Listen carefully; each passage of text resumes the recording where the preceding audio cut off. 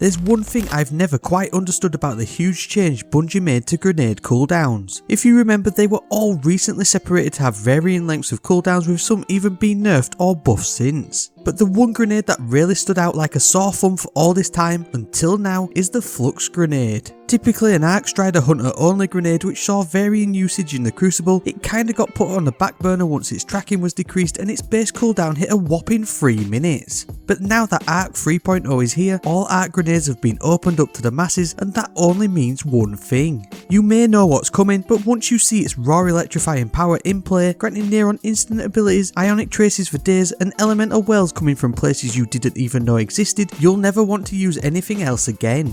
It does a whopping 60,000 plus damage on a boss, and that alone makes it well worth the extended cooldown time. But on its own, it genuinely has zero synergy with Arc 3.0, however, I'm about to show you how to maximise the jolt chain lightning it can produce and how to delete champions with just one of them. Arc energy weapon kills matching your Stormcaller subclass type will not only rapidly recharge your grenade ability, but you'll also increase its damage by 100% up to over 130,000 per grenade. Death throws last for 10 seconds and can be infinitely topped up, but what makes it great this season is a certain Arc 3.0 perk. Voltshot, which rolls on 3 of the new seasonal weapons, is absolutely immense at ad clear, and I'd argue that this is the best ever version we've seen of Verity's brow. Jolting targets and chaining lightning everywhere will keep your Flux Grenades topped up and primed, ready to delete whatever you want. Yet it's the following combination of Arc 3.0 aspects, fragments and mods which will see you electrify everything in your path. Electrostatic Mind is where it all starts, as it allows you to create ionic traces from your abilities or by defeating jolted targets, and it also makes you amplified.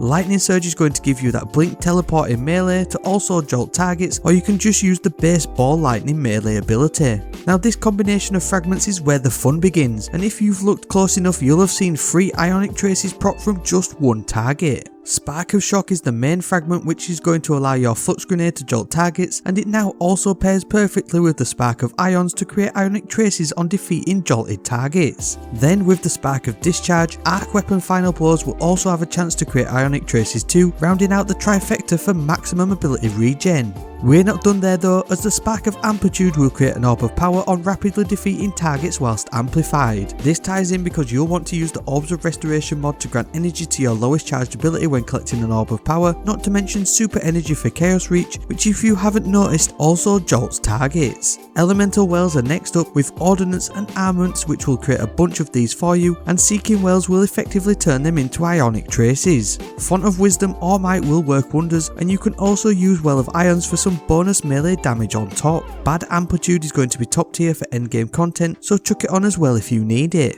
Everything literally synergizes to chain lightning at any given time, whether that's your weapons, melee ability, super, and most importantly, your infinite overcharged Flux Grenade. Luckily, Titans have the best grenade with Arc 3.0, but have you been using the wrong one?